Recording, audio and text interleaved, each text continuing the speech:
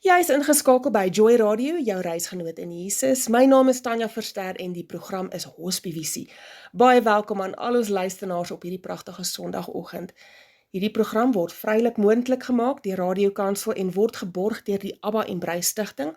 En die missie en visie van Abba en Brei Stichting is om mense te transformeer deur liefde met behulp van landbou en disippelskap.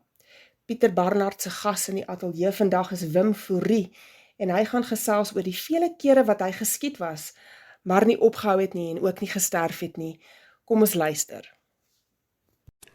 Jy luister na Radio Kansel, dis weer tyd vir Hospivisie, so 10:00 op hierdie Sondagoggend.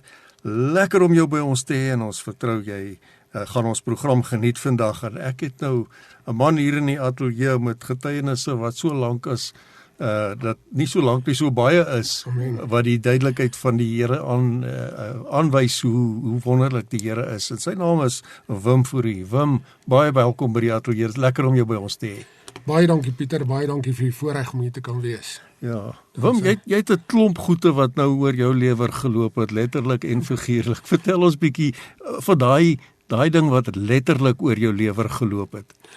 Pieter, dit het begin by my geboorte. Ek gaan net vinnig 'n opsomming gee daarvoor. Ek is in 1963 gebore, in 1963, ek weet nie presies wat die siekte se naam nie.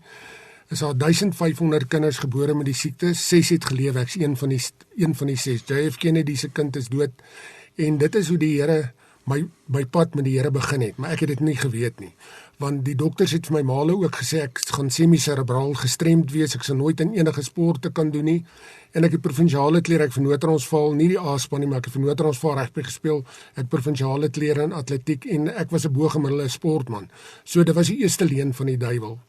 En dan die beste dag in my lewe, die jeuglikste dag wat gebeur het, was 31 Augustus 2008. Baie mense sal sê, ja, die dag, dis trauma en alles op hulle lewe, maar dis my beste dag, dis die dag wat ek doodgeskiet was. Want ek het as 'n nuwe skepsel opgestaan.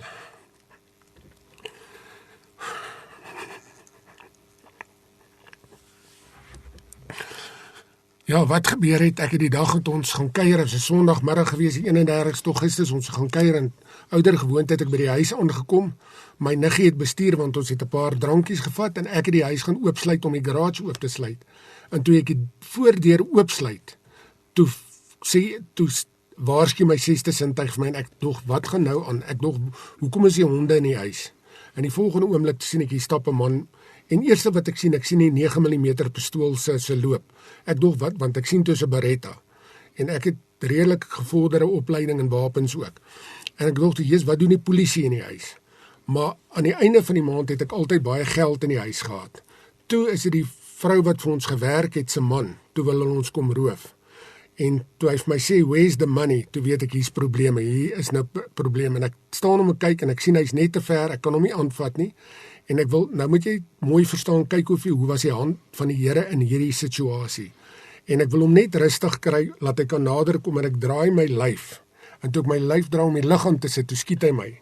Skiet my deur my lewer, deur my kolon. As ek gebly staan het soos wat ek gestaan het, sou hy my rug afgeskiet het. En ek kyk vir hom en toe ek vir hom kyk, toe tel hy pistool op en ek sien die pistool, hy gaan hom skiet en as hy skiet is dit senter tussen die oor en ek hoor hoe klap hy, soos 'n geweer wat jy slaan, die hamer slaan. Hy maak so klik, maar die patroon skoot gaan nie af nie. Toe kom dit my by op, you don't go to a gunfight with a knife. Toe dog, nou gaan ek 'n vuurwapen by die bure soek, ek duik toe by die huis uit. Die volgende dag het my broer daai ronde wat nie afgaan het opgetel, waar hy agter geslaan is, maar hy het nie afgegaan nie. Toe hardloop ek om die huis in die agterkant. Nou ek weet die week van tevore het ek daar met 'n plank gewerk, waar ek 'n groot plank waar ek 'n 12 duim of 'n 6 duim spyker ingeslaan het, waar die voorste 3 duim uitsteek. Ek gryp toe die spyker, ek dog, mannetjie, as jy hier omkom, gaan ek jou tussen die oë slaan. En terwyl ek so staan, voel ek so, en toe ek voel ek, maar ek bloei erg, want dit was net hier op my lewer. En ek bid, en ek kom so, en ek toe besef ek, weet jy wat, hier is probleme, maar so 2 weke voor die geval, toe die Here al vir my gesê, kyk, dankie tog vir my ma, want sy was altyd op pad neer vir ons. En ek dink is my ma se gebede wat my gekry het waar ek is. 2 weke voor het toe die Here my al vir my gesê, ek drink te veel, ek moet minder drink. En toe ek so voel, en ek voel, Jesusie, ek bloei soos 'n vark, toe kom ek en ek bid, ek sê Here, as ek vandag lewe, hou ek op drink. En die ervaring wat ek daarna ontvoer het, gevoel het, kan jy nie beskryf nie. Dit voel of jy in die hemel opgeneem was. Jy kan dit nie vir iemand beskryf nie. En my en dadelik het ek opgehou bloei. Ek het gevoel want ek het my vinger op die gat gehad. En my niggie se seentjie was saam met my. Hy was so 10, 11 jaar oud en ek sê vir hom kom. Want toe wil ek 'n vuurwapen gaan soek en die mense langsaan, nou wil ek oor 'n betonheining spring. Hy's so 2 meter hoog. Hy sê vir my oom, jy kan nie die hond, want hulle het 'n boerboel gehad wat alles verskeer. Ek sê vir hom, weet jy wat? Ek gaan eerste oor. As ek aan die ander kant kom, sal ek jou hond besig hou, dan kom jy oor en dan gaan vra jy vir die oom vir 'n pistool of 'n revolver. Toe ek oorgaan, toe is die hond nie daar nie. Vir die eerste keer in 8 jaar het daai mense besluit om daai hond die aand in die huis toe te maak. Ek het toe aan die venster geklop, toe ek in die venster klop, toe maak die seentjie en hy sien hulle druk toe die panic alarm van IDT. IDT was so 3 blokke daarvan af en toe vlug hulle. Ek het oorgespring by die heining, teruggespring. Ek vir my niggie sê, hoor hierso, nou moet jy my hospitaal toe vat. Maar die ironie van die saak is, so 3 maande voor toe kanselleer ek my medies. Want ek het gesê, ek's 'n gesonde mens, hoekom moet ek medies sê? Daar gebeur niks met my, ek moers die geld. Toe sê ek van, hoorie, ons moet nou Steve Biko toe jaag. Ek kan nie bestuur want ek weet nie, as gevolg van die bloedverlies, wanneer gaan ek uitpaas, wanneer is ek nie, jy moet bestuur. Ek was so kalm, soos wat die Here het my die kalmte gegee, so kalm soos wat ek nou sit. By Rouwboer kom het ek van gesê, kom die kar en gaan. Toe ek by die hospitaal kom, dit was omtrent 8 uur die aand, toe ek instap, toe ek dink hulle wou gehad het, eers gekyk of ek nie dood gaan, want ek is lank gelos. Maar toe ek al kom, toe het hulle die familie laat weet, hulle moet kom, ek gaan dit nie maak nie. Ek het eers 10 uur, 10:15 na aand, het hulle eers 'n drip op my gesit. Ek sê volgende 11 uur geopereer. Maar ons het nou met 'n vroutjie gepraat, wat praat oor vergifnis. En dit was so belangrik vir my om die persoon te vergewe wat my geskiet het. Want toe ek in die hospitaal, ek het redelik vriende en baie mense wat my ken. Toe 'n vriend vir my wat in die korrektiewe dienste 'n redelike senior offisier is, na my toe gekom, sê vir my, hoor hierso, moet ons vir hierdie ou koffie en beskuit elke oggend in die bed, wat sê ek vir hom, nee, die wraak kom my nie toe nie. Dis die Here, ek gee dit oor vir die Here. En daar het ek vrygekom, want toe die sielkundige my kom besoek in die hospitaal, toe sê sy vir my, sy was so 2 minute by my, sê sy vir my, maar jy het nie trauma nie, daar's niks nie, sê ek van ja, maar ek dien 'n lewende God. Ja, en toe daarna daar nog iets met my gebeur. Ek het toe in die Kaap gaan werk, waar die Here my ook soontoe gevat het, en ek op 'n dag was ek in 'n karongeluk daar, en met die karongeluk het ek al toe my skouers gebreek en my nek seer gemaak, maar dis nie waaroor dit gaan nie. Ek het 'n breek ontwikkel, van die skietery het die vliese geskeur, en ek het 'n breek ontwikkel. En toe het iemand vir my gesê, ja, hulle sal vir my betaal vir die operasie, wat ek gesê het, nee, die operasie kan ek gedoen kry, maar ek kan nie 3 maande sonder salaris sit nie, wat ek toe gaan het. Toe gaan ek na die hospitaal, toe Staatshospitaal in die Kaap, en ek gaan die eerste dag, niks gebeur nie. Tweede dag, niks gebeur nie. Hulle ondersoek my, maar niks gebeur nie. En ek raak toe moedeloos, my derde dag, en ek is toe moedeloos. En ek sê vir Here, U weet my situasie, U ken my situasie, U weet waaroor dit gaan, en ek bid, ek sê, Here, ek gee vir U alles gee ek nou in U hande oor. En die 4de dag toe ek al kom, toe ek instap, sê hulle vir my, okay, nou moet jy gaan vir 'n CAT scan. Toe ek by CAT scan ingaan, toe ek uitkom, sê hulle noodoperasie. Ek sê, wat noodoperasie, want moet 'n gewone breek, is daar net 1 skeer of 1 gaatjie, toe ek 4 of 5 gaatjies. En is daai ingewande draai, dan jy 24 uur dan jy weg. Nou, dit was al 'n hele ruk so, dis waar die Here my ook weer gespaar het. Maar nou kom die groot getuienis, hoe die Here voorsien. Ek lê in die bed, nou kyk ek, nou wag ek so, en ek het eers gaan, want dit was Woensdag gewees, toe gaan skryf hulle 0 per mond, toe gaan skryf ek die bord, toe ek die Wednesdays, please. Maar dat 'n mens nog humor in so 'n situasie kan behou. En ek lees en ek stap so kort vroutjie by in die saal, en sy praat my, ek gee my getuienis, ek praat oor die Here, sy sê vir my, ja, jy is die regte een vir die proefkonyn. Ek sê, wat bedoel jy by 'n proefkonyn? Sy sê, nee, ek wil jou as 'n proefkonyn gebruik. Ek sê, hoe so? Sy sê, weet jy wat, daar's 'n nuwe proses wat ontwikkel word, deur 2 wat die Franse ontwikkel het vir 'n breek.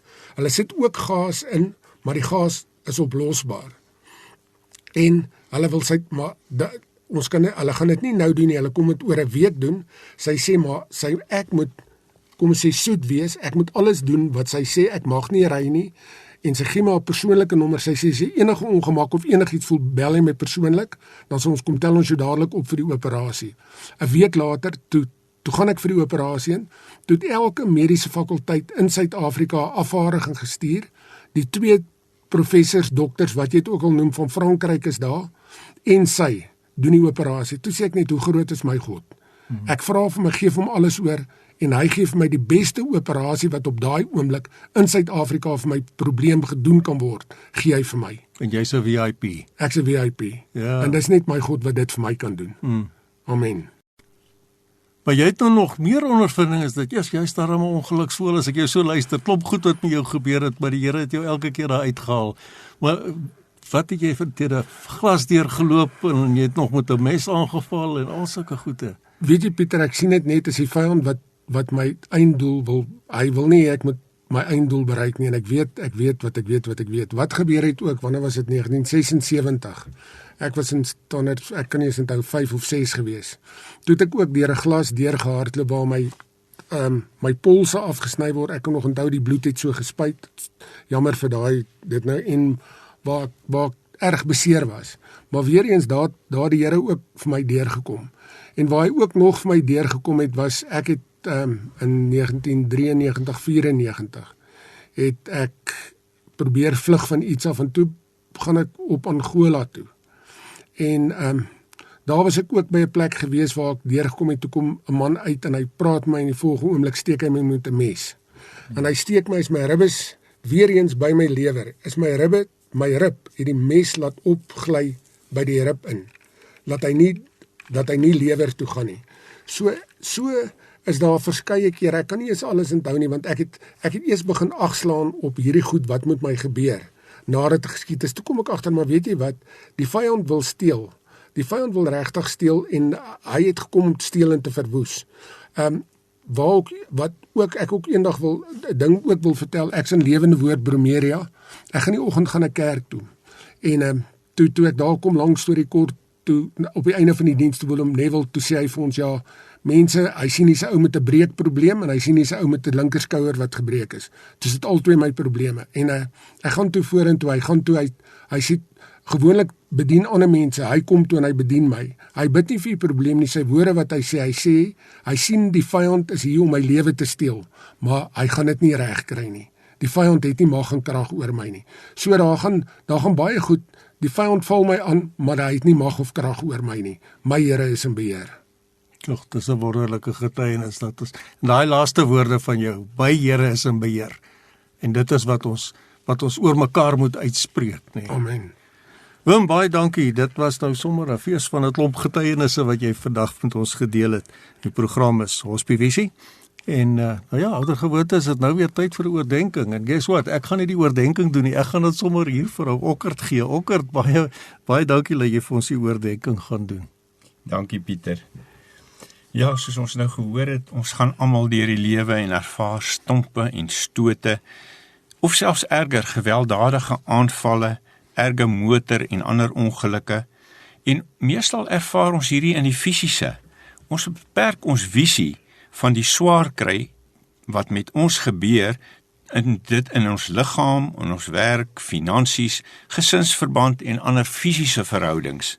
So dikwels mis ons die geestelike gebeure in ons lewens. Dit wat geestelik met ons gebeur is baie belangriker as dit wat in die fisiese gebeur of in die vlees. Dawid het ook baie hieroor besin en baie daaroor geskryf in van sy psalms. So kyk ons na Psalm 20 van vers 1 af. Vir die musiekleier, 'n psalm van Dawid. Mag die Here u verhoor in die dag van benoudheid. Mag die naam van die God van Jakob u beskerm. Mag hy u hulp stuur uit die heiligdom en u ondersteun uit Sion. En dan van vers 7 af, sê Dawid, nou weet ek dat die Here sy gesalfde verlos. Hy sal hom verhoor uit sy heilige hemel, met magtige dade van verlossing van sy regterhand. Sommige roem op strydwaans en ander op perde, maar ons sal roem op die naam van die Here onse God. Hulle het in mekaar gesak en geval, maar ons het opgestaan en ons weer opgerig. Here, verlos die koning, mag hy ons verhoor op die dag as ons roep. Dawid het geweet wat dit is om fisies te veg, om oorlog te maak. Hy het geweet wat dit is om gewond te word, in die oorlog te val en weer op te staan. Hy het in die fisiese aanslae en gevegte ervaar, soos enige een van ons vandag. Maar Dawid het ook die geestelike gevegte geken. Hy het ervaar en verstaan dat die geestelike aanslae meestal baie erger is as die vleeslike. Hy kon getuig daarvan en vir ons in die psalms waarsku, versterk en geestelik help. So kan ons hier in Psalm 20 sien hoe Dawid die fisiese stryd en opstaan gebruik om die geestelike stryd en opstaan te verduidelik. Die benoudheid wat hy hiervan praat, wat hy fisies en geestelik ervaar het. Die hulp wat die Here stuur is fisies, maar ook geestelik. Dit kom van die geestelike Sion. Die verlossing van die Here se gesalfdes is beide fisies en geestelik. In vers 8 verwys hy na die fisiese wapentuig, strydwaans en perde, maar die werklike hulp is die naam van die Here. Mense val fisies en staan weer op, maar dit is belangriker om geestelik weer te kan opstaan. So wat sê dit vir my en jou vandag? Ons ervaar ook stryd en aanslae in die fisiese, maar ons mis baie keer die geestelike. Ons geestelike oë is nie altyd oop om die aanvalle van die bose te sien kom nie. As ons dan geestelike stryd ervaar en geestelik val, hoe kom ons weer op? Waar kry ek die krag om op te staan en weer te veg? Dawid gee vir ons die antwoord in vers 10. Mag hy, God, ons verhoor op die dag as ons roep. En ook in Psalm 140 vers 8. Here, Here, sterkte van my heil, U beskut my hoof in die dag van stryd. Kom ons begin om meer op die geestelike te fokus en in die krag van die Here die stryd te voer. Kom ons bid. Dankie Here, dat ons nie in ons eie krag hoef te veg nie, maar dat U reeds die oorwinning oor die bose behaal het. Help ons om elke keer weer op te staan en ons in U te versterk. In Jesus naam. Amen. Baie dankie Hokkert. Maar ja, ek dink is tyd. Wat sê julle? Laat ons weer 'n bietjie musiek maak. Kom ons maak so 'n stukkie musiek. Sit agteroor en geniet dit.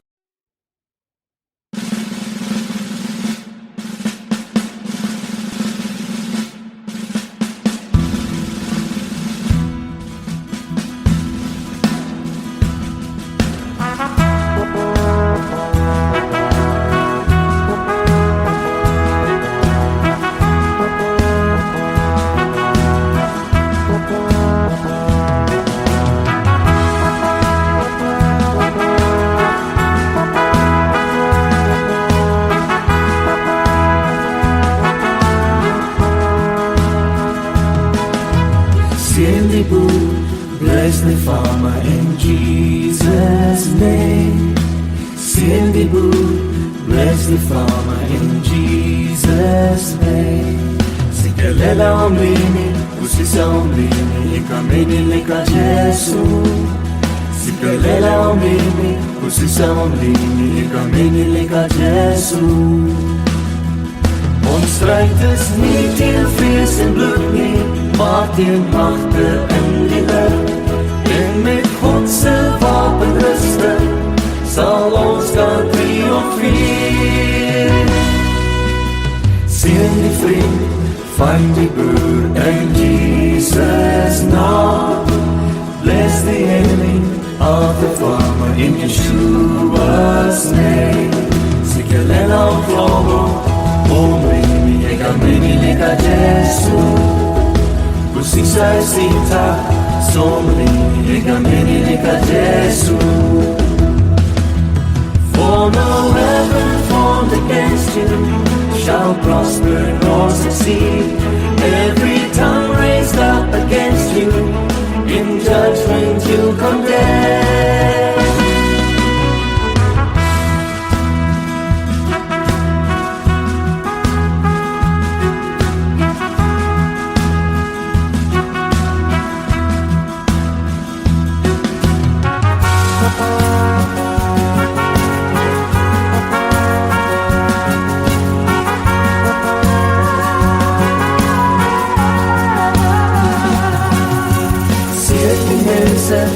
van ons land in Jesus naam. Bless the people of this land in Jesus name. Sikelela watu kudiswe, ikameni leka Jesu. Kusisa watu kudiswe, ikameni leka Jesu.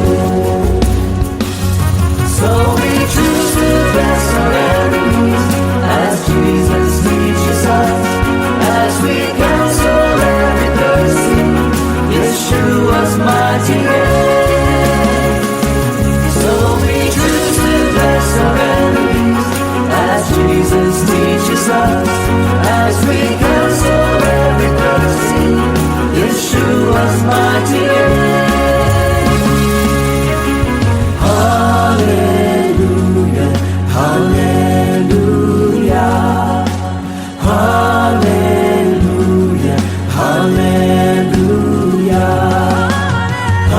hallelujah, hallelujah, hallelujah, hallelujah, hallelujah, hallelujah.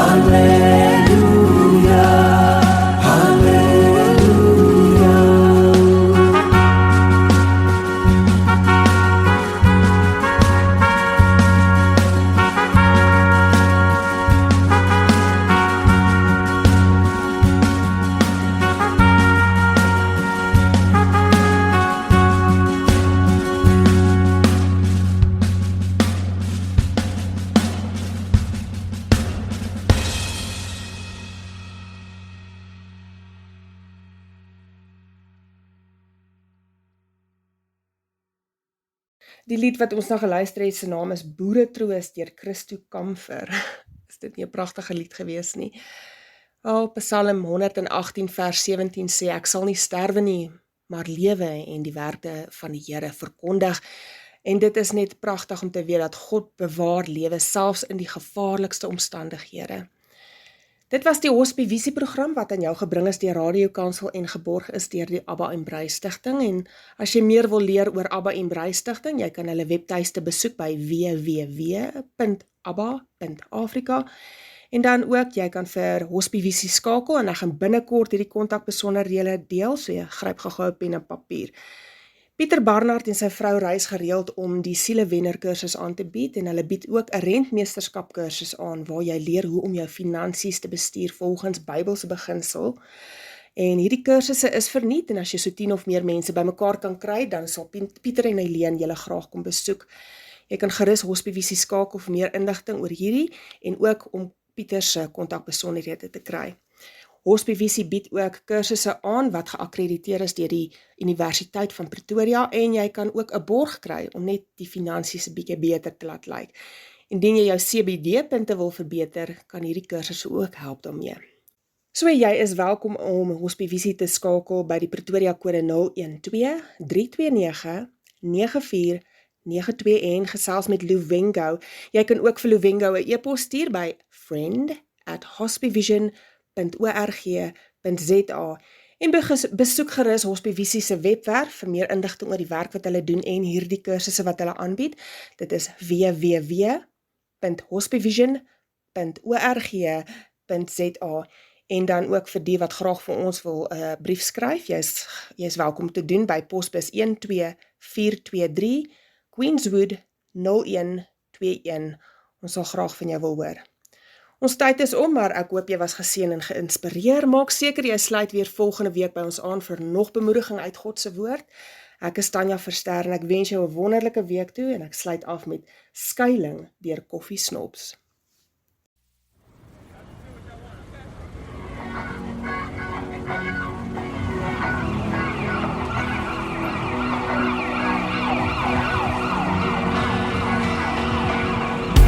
Hierdie moderne lewe is alles so onseker. Daar's net een ding wat bly staan.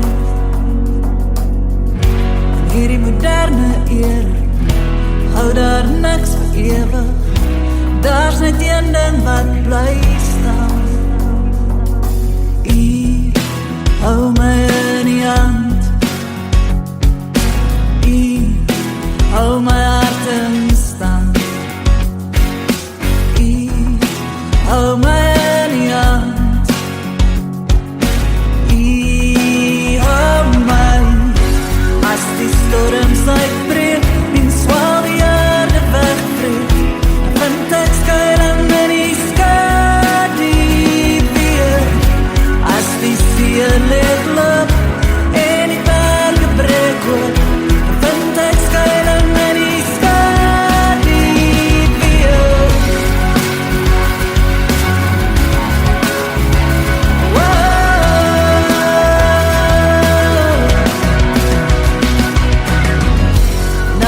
beloftes leeg is en die vertroue verbreek is.